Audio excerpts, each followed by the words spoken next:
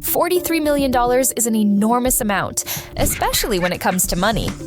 But what if I told you that an OnlyFans creator managed to make that in just 1 year?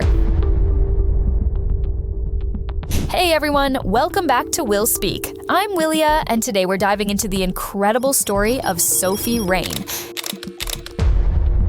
How did she go from being just another content creator to making a jaw-dropping $43 million in just 12 months? Is it pure luck, genius marketing, or something else entirely? Sit back, relax, and enjoy the video, folks. For those of you who don't know Sophie Rain, she's an incredibly successful OnlyFans creator and arguably one of the most famous figures on the platform. With over 2.6 million followers on X, formerly Twitter, 5 million on Instagram, and over 9,000 on TikTok. Wait, I'm kidding. It's actually over 9 million. Her success is undeniable.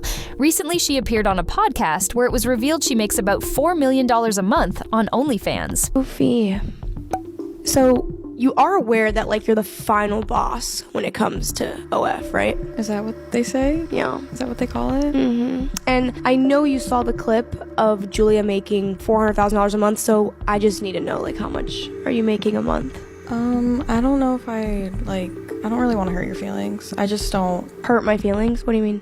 Quick side note, that podcast itself seemed a bit sketchy to me. Like an infomercial for OF, complete with awkwardly rehearsed lines and cringe-worthy acting. Just stop. Just stop it. It almost felt like they were trying too hard to sell the fantasy, rather than just letting the story speak for itself. But hey, for the sake of discussion, let's take their numbers at face value.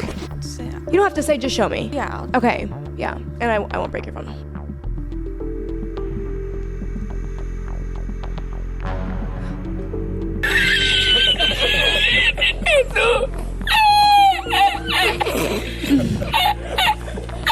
$4 million in a month?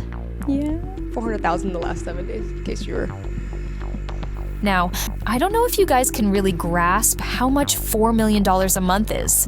Honestly, I can't either because, let's face it, we're all broke.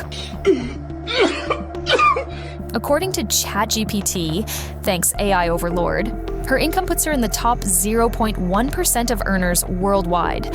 In other words, she could probably buy you. Yes, you watching this video. Don't even try to deny it. Naturally, when the internet found out how much money Sophie Rain was making, it did what it does best: hate.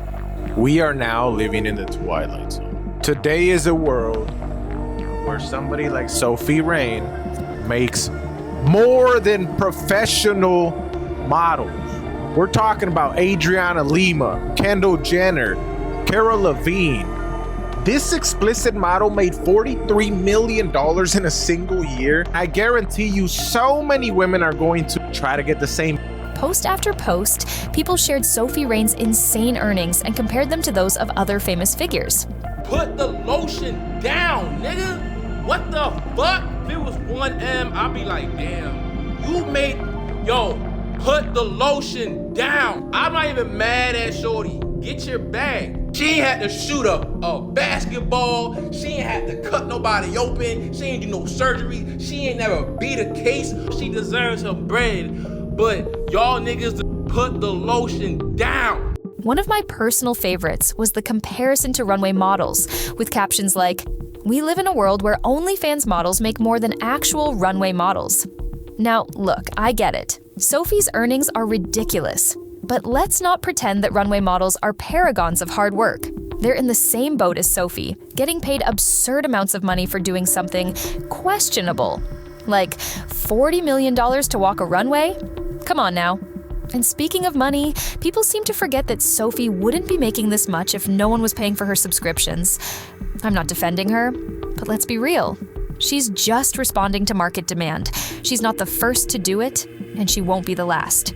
Funny thing is, I don't recall this level of outrage when another OF creator, Karina, announced she made $67 million in 3 years and was retiring. Retiring? Retiring from what exactly? You don't do anything. Anyway, what fascinates me most about Sophie Rain isn't the money, but how she rose to fame so quickly. It feels like she went from zero to global sensation overnight, with a following bigger than most A-list celebrities. But the real question is, how did she pull it off? The answer? Idiots? Damn! Sophie Rain's content typically features her in bikinis, tight-fitting dresses, or something equally revealing, often paired with a TikTok dance.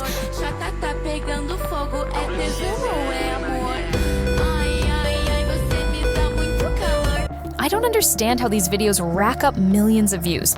But hey, who am I to judge? Plenty of creators, and I use the term creators very loosely, use this same formula. The difference with Sophie? People across all age groups find her attractive. Oh, God help us. I'd even bet that a significant chunk of her audience is male and aged 15 to 23. How do I know? Well, I have 6 mutuals with her on my personal Instagram, 6 guys I actually know who follow her, even though she has no clue they exist. And let me tell you, they're not following her for her music, which, don't get me started. Nice. In fact, for those of you who didn't know Sophie makes music, here's a sample.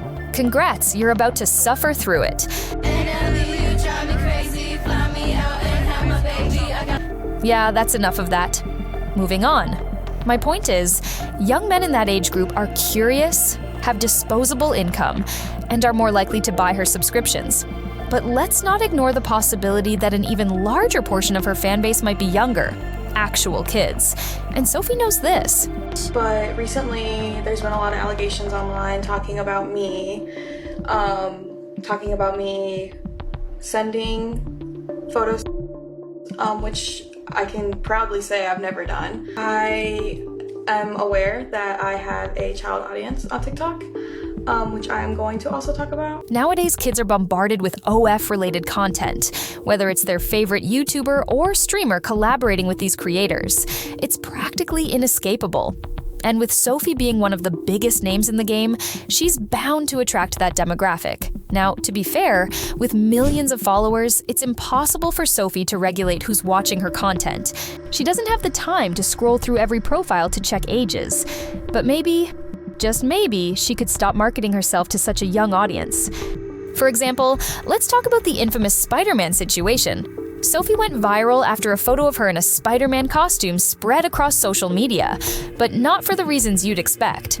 The image blew up because someone else, who looked a lot like Sophie, made a spicy video in the same outfit. People assumed it was her. Spider-Man, being a beloved character for kids, added to the frenzy. Some TikTok accounts were even dedicated to finding the video.